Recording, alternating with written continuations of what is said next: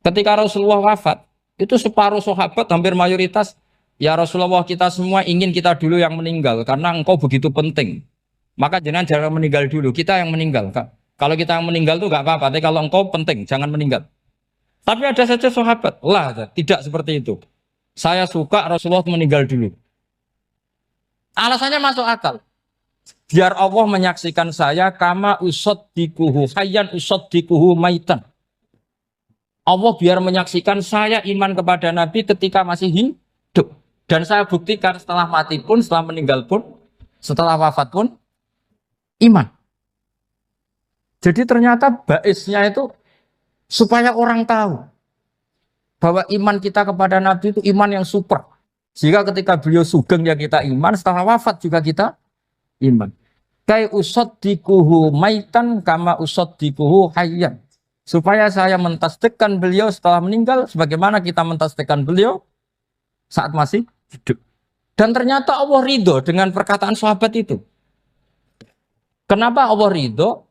Karena menjadi pelajaran bagi orang-orang yang ditakdir gak menangi Rasulullah Shallallahu Alaihi Wasallam. Tetap mereka ini. Jangan kayak setan. Setan itu kurang ajar betul kalau iblis itu. Masyhur itu. Iblis itu nangis-nangis neng Nabi Musa. Iblis itu takutnya sama Allah itu luar biasa. Sampean kalah. Iblis itu setiap ketemu malaikat karena dia ngerti alam gaib, mesti apa itu? Kama sali syaitani itqala lil insani kfur falamma kafara qala inni bari'um minka inni akhafu wa rabbal alamin. Jadi setan iblis itu paling sering bilang inni akhafu wa rabbal alamin karena iblis itu tahu surga, tahu neraka, tahu kekuasaannya Allah. Jadi takutnya sama Allah luar biasa. Makanya setiap dia mengajarkan kekafiran, setelah orang itu kafir gimana? Inni bari'um minka inni akhafu wa rabbal alamin. Saking takutnya sama Allah, suatu saat iblis ini datangi Nabi Musa. Karena tahu Nabi Musa itu kalimullah. Orang yang bisa komunikasi langsung dengan Allah. Ya Musa ya kalim Allah, saya ini makhluk. Saya takutnya sama Allah luar biasa. Tolong rayukan Allah supaya nerima tobat saya. Karena dirayu terus lama-lama Nabi Musa bilang, oke, tak rayukan Allah. Sama Allah. Karena Musa kekasihnya, ya Allah iblis punya ingin tobat. Tolong dikasih hak tobat. Kata Allah, oke. Dia bisa tobat. Asal mau sujud di makamnya Nabi Adam. Karena kesalahannya dia gak mau sujud sama Nabi. Semenang Nabi Musa karena ada cara untuk iblis menjadi tobat. Dikasih tahu sama Nabi Musa. Alhamdulillah kamu diterima tobatnya. Syaratnya apa? Sujud ke kuburannya Nabi Adam. Wah iblis atau aslinya terus. Asjuduhu maitan wa qatla asjuduhu hayyan. Oh zaman urip aku ora gelem, mbok wis mati.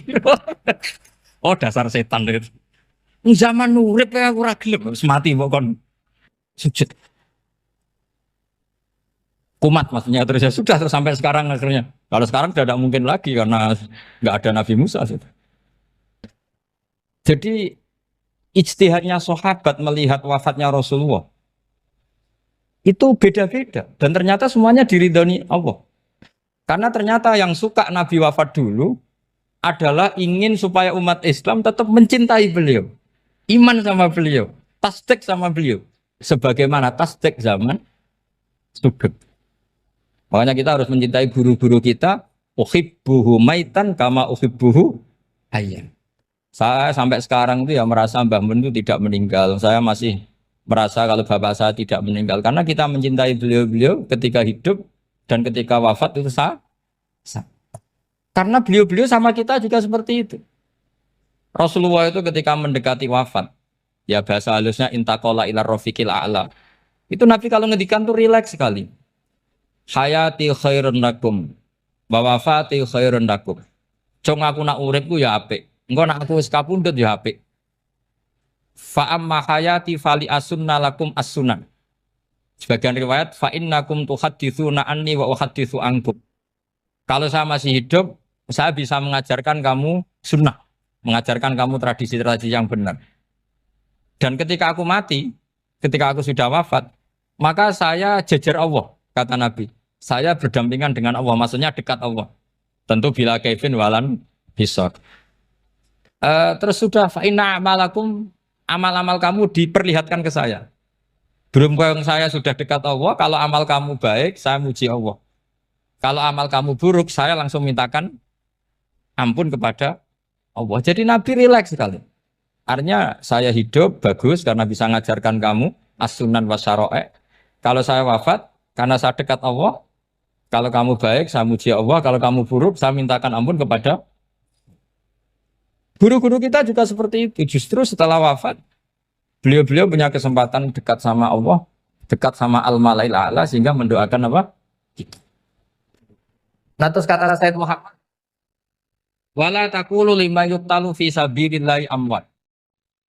Kamu jangan pernah berkeyakinan atau berpendapat atau berkomentar kalau orang-orang yang mati fi sabilillah adalah berstatus apa? Mati, amwat. Kalah. Terus kata Sayyid Muhammad, hadza li amatis syuhada. Ketentuan ini bagi umumnya syuhada. Artinya gini, umumnya syuhada saja tidak berstatus amwat. Apalagi hadza Rasulullah, sayyidul syuhada, sayyidul anbiya, sayyidul mursalin. Tentu tidak pernah berstatus amwat. Ya saya ulang lagi ya, jadi zaman cara berpikir, amatus syuhada, syuhada yang umum saja berstatus hidup. Tidak boleh distatuskan amwat. Apalagi Rasulullah itu sayyidus syuhada, sayyidul anbiya. Maka status beliau pasti hayyun la yamut. Pasti beliau itu hidup tidak. Dan karena beliau itu asfaq, sangat sayang kepada kita, sebagaimana zaman beliau hidup itu sayang kepada kita, sampai nangis-nangis minta hak syafaat, maka setelah meninggalkan pun beliau pasti sayang kita dan pasti berusaha supaya kita diampuni oleh Allah Subhanahu wa ta'ala.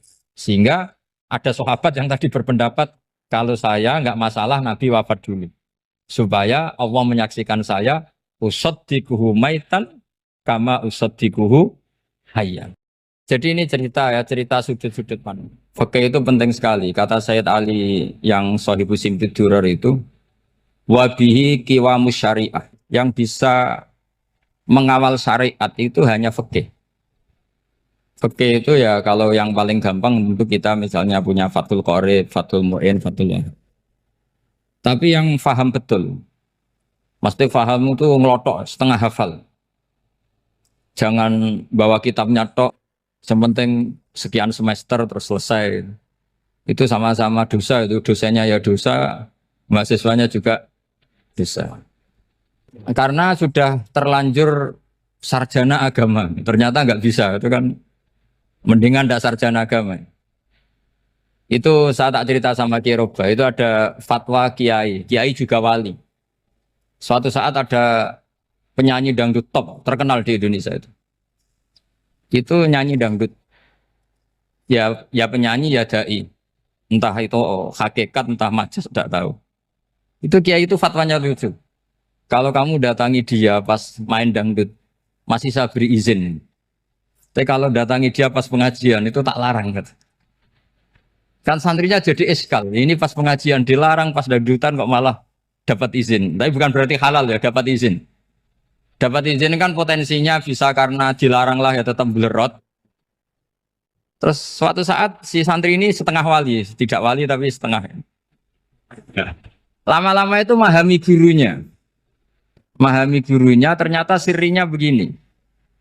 Kalau seorang penyanyi yang tidak pernah ngaji, kemudian ngomong agama, itu potensinya itu fadallu wa adallu, sesat dan menyesatkan. Tapi kalau dia sedang nyanyi dangdut, penyanyinya cowok, sama jangan bayangkan dangdut putri, enggak, itu cowok sudah tua lagi. Jadi potensi halalnya ada lah maksudnya untuk, tapi tidak alat musiknya, orangnya. Tapi kalau dia nyanyi itu paling dosanya hanya nyanyi.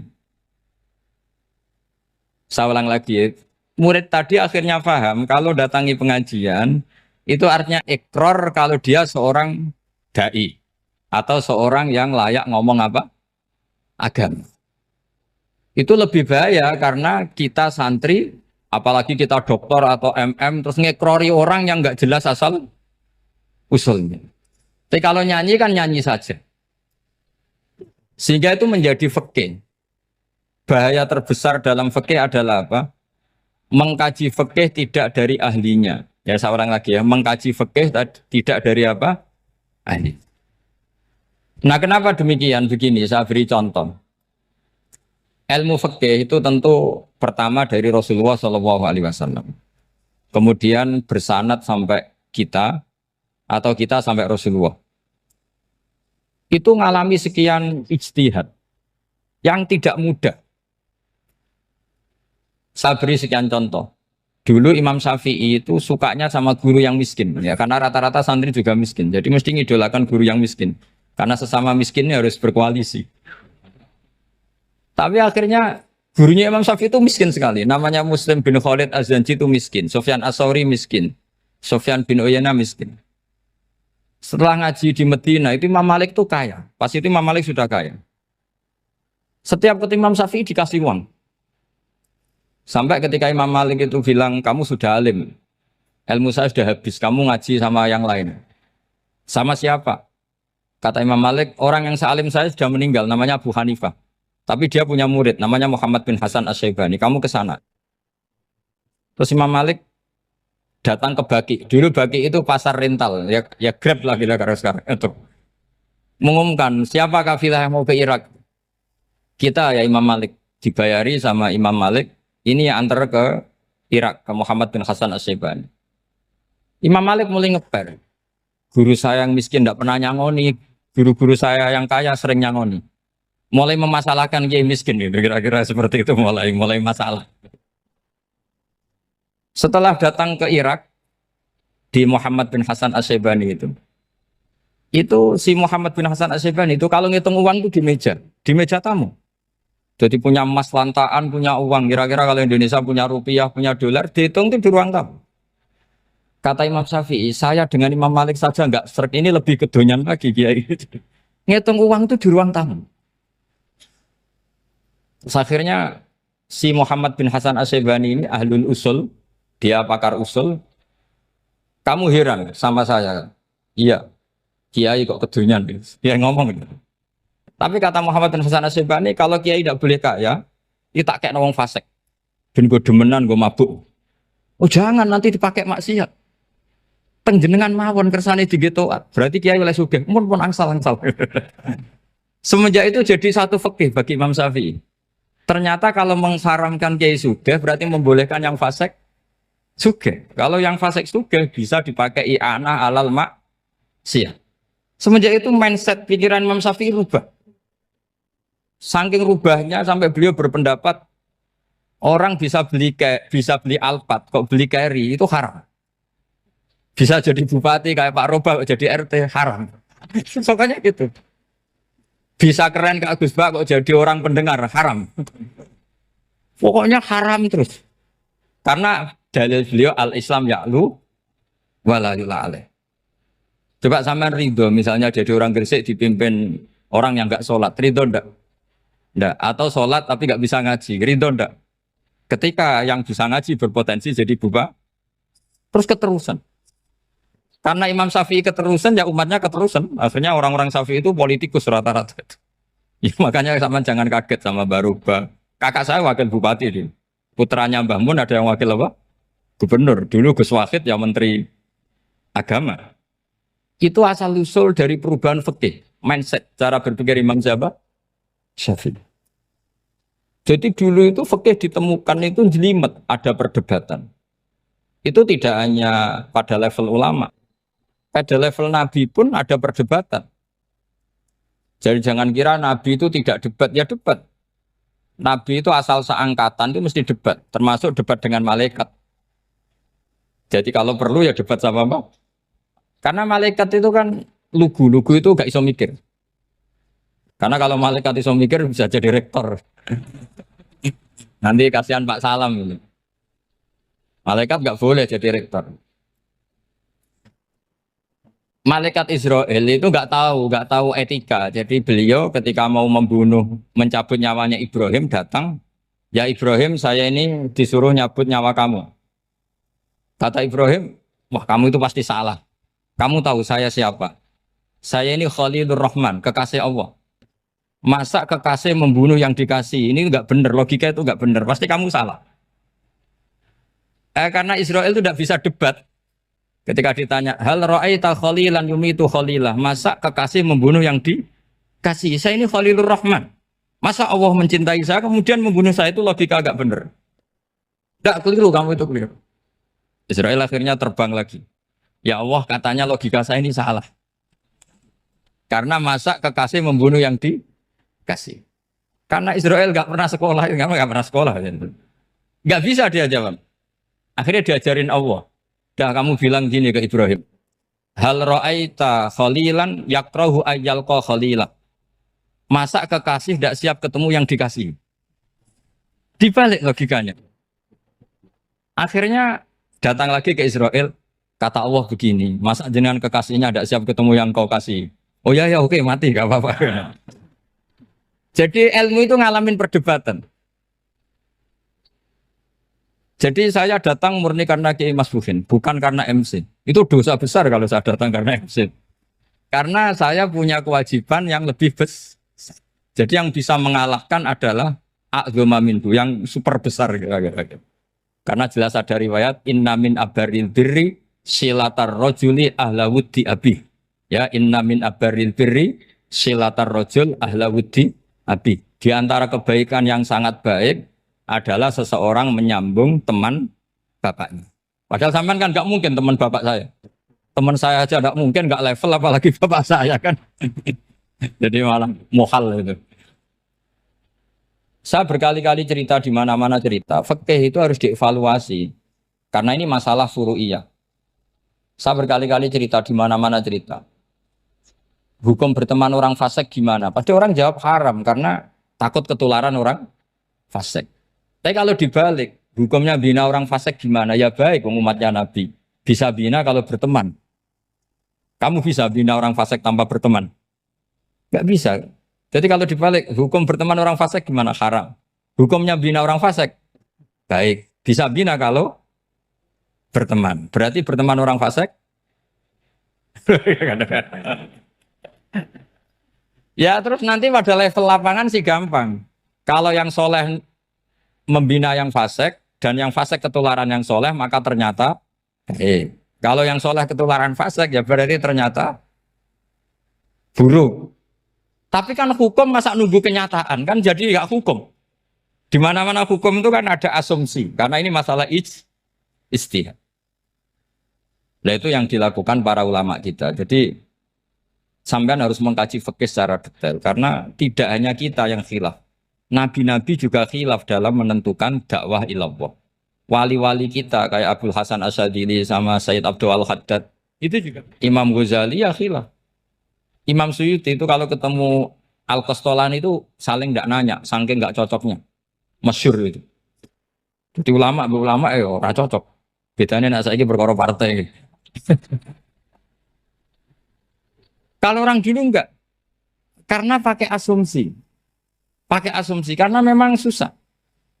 Nggak misalnya memang tak bedai, tak beri yang di nggak misalnya ada orang rukuk kemudian kentut. Itu sholatnya batal apa enggak? Enggak, jawab saja.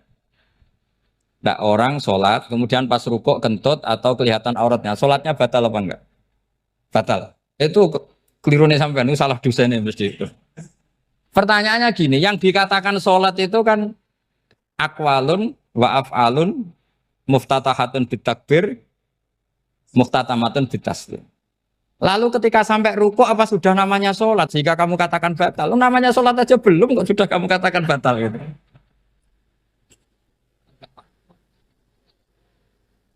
Iya kan? Jadi kalau aku mau sholat pas rukuk ngetut batal atau ora? Mestinya jawaban yang benar, ya ora sholat jadinya gitu. Karena kalau dikatakan sholat definisinya harus sampai salah. Tapi kan kita nggak mungkin ngomong seperti itu kan dianggap majnun. Padahal itu yang benar, yang punya kecerdasan. Nah makanya pertanyaannya, fikih itu ngikuti bahasa awam apa bahasa istilah? Kalau ngikuti bahasa awam ya kayak tadi, sholat kok pas rukuk kentut maka batal. Sebenarnya yang batal itu sholatnya apa rukuknya? Nah makanya terjadi perdebatan. Kalau yang pakar-pakar usuli itu salah istilah itu nggak mau. Saya ulang lagi, kalau pakar-pakar usuli itu salah istilah itu nggak mau. Terus misalnya tak beri contoh lagi. Kalau imam itu sudah salam pertama, Salam pertama itu yang rukun kan salam pertama. Berarti setelah salam pertama imam sudah keluar dari sholat apa belum? Yakin? Ya sudah. Sekarang sama tak bedain. Lalu makmum itu kesunatan langsung berdiri apa nunggu imam salam kedua? Enggak, jawab satu. Nunggu salam kedua kan? Nah, itu kriminalnya sampai Anda itu. Kriminalnya begini. Berarti Anda bergantung sama orang yang sudah tidak sholat. Kata kamu setelah salam pertama dia sudah tidak sholat. Berarti kamu mengintersikan makmum berhubungan dengan orang yang sudah tidak sholat. Karena sudah keluar dari sholat ketika salam pertama. Kalau kamu di debat gitu gimana jawabnya? Pusing kan? Berarti robtul makmum bisolatiman sing wis laisa fi sholatin. Berarti menggantungkan sholat sama orang yang sebetulnya sudah tidak sholat.